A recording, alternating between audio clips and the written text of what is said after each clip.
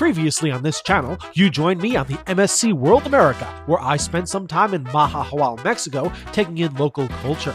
It was then all eyes on the ship's lines as we set sail for the next port of call, Cozumel, Mexico, where I spotted a ship with a very recent tragic history just before setting off to a hotel to do some plane spotting. We're now all set up for a day at sea.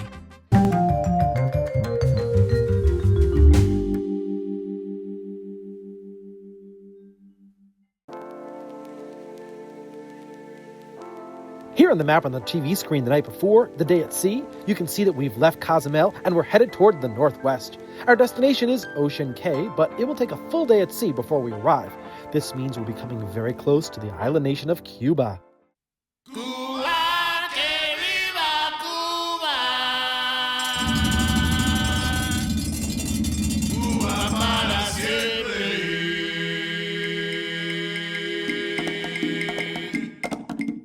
The next day, the day at sea, when I woke up, I went outside immediately to see Cuba on the starboard side of the ship. This is the northwest portion of Cuba, and its rugged terrain is unlike any of the ports of call that I've visited. You can see from here where we are. Our 61-degree heading keeps us close to and just off of the shoreline.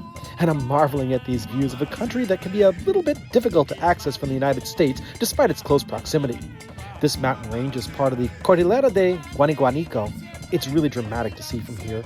Down by the waterside, we can see the Cayo Yutas Lighthouse. This was built by Americans in 1902, but it no longer is functional. The ship's forward bow cam shows open water ahead of us as we parallel the Cuban coastline. We've not yet reached the Florida Keys, so it's all open water on the port side. Keeping Cuba in mind, today I decided to eat breakfast at a restaurant where you can easily see out. It's the first time I'm trying breakfast outside of the yacht club, and there were many more choices than I was used to, but the buffet area was quite crowded with other passengers. It was good, but I had to go back to my cabin to see where we are. We're coming up on Puerto Esperanza in the Pinar del Rio province. Puerto Esperanza is a seaside fishing village. Local establishments offer fresh mangoes and lots of seafood dishes. While many on the ship here are enjoying the pool, I'm thinking about the local culture out there that's so close yet so far. There are no cruises from the US that stop in Cuba, and to enter the country, you need a valid reason.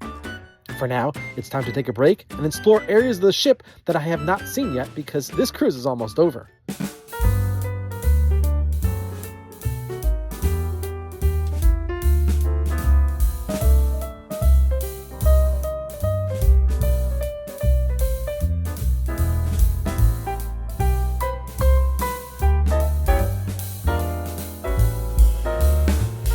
It was then back to the yacht club for a very formal lunch today. No matter where you eat on the ship, the food is going to be good.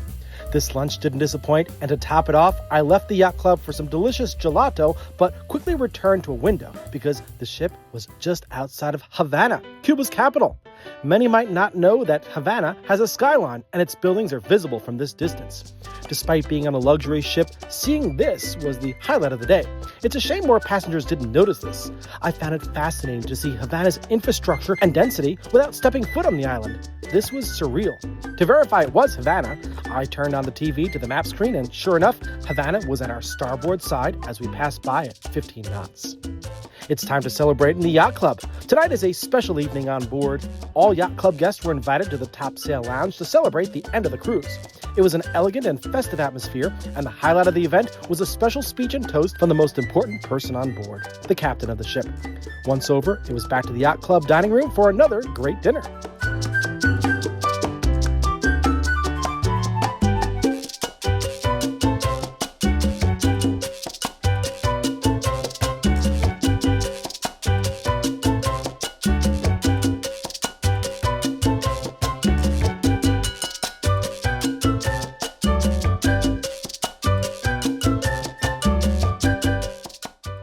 What a day.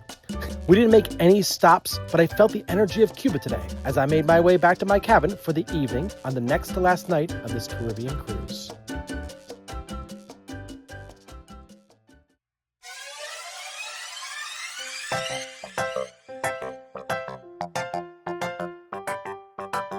When I woke up the next morning, we were already docked at Ocean Cay, the MSC private island.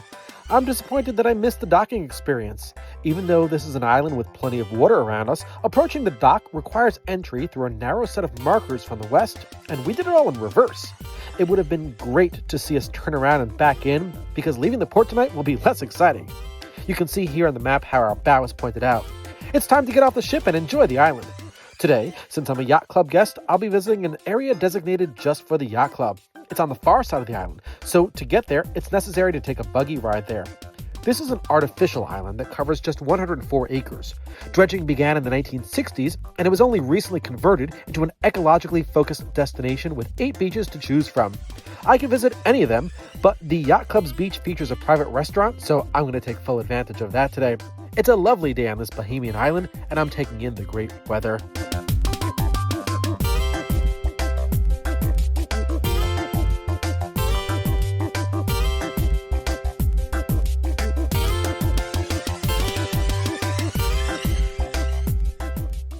We've arrived at the Yacht Club zone, and I first enjoyed the beautiful and very quiet beach before heading into the Ocean House. The Ocean House provides a simple and airy place to enjoy a great lunch prepared by staff from the cruise ship.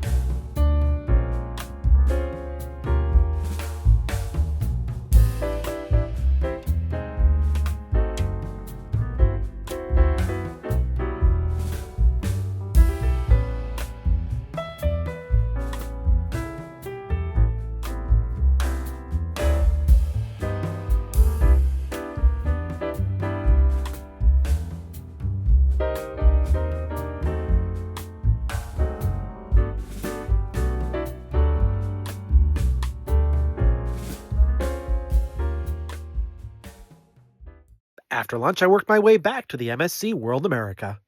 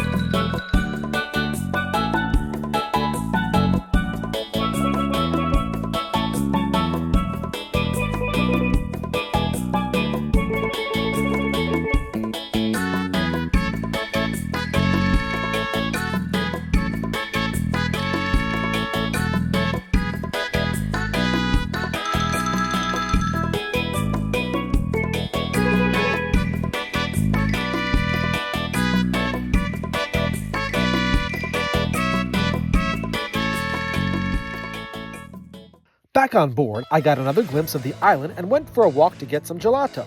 From the stern of the ship, I saw a new island that it's being built right off of Ocean Cay. This is called Little Cay, and it's being built on untouched natural terrain. This will enhance the experience here when the MSC World America comes in the future. This will actually be used by all MSC cruise ships, as this port of call is strictly for MSC cruise lines. From here, I can see how our stern is tied to the dock.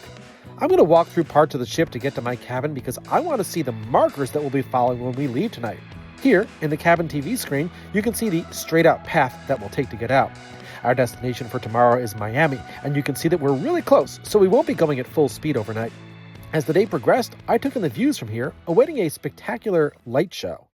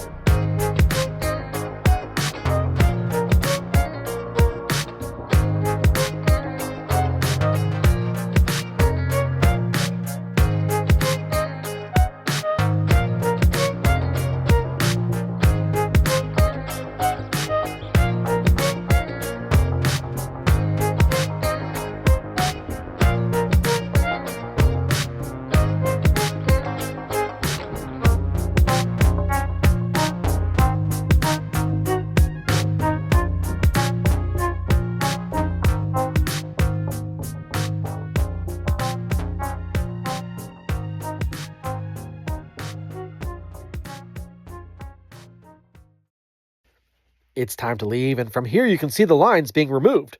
From a lower deck, I watched our thrusters move us off of the dock. In a moment, we'll move forward toward the USA, but at this point, I have a dinner reservation at Paxos, a Greek restaurant, so let's head over there for one last evening meal.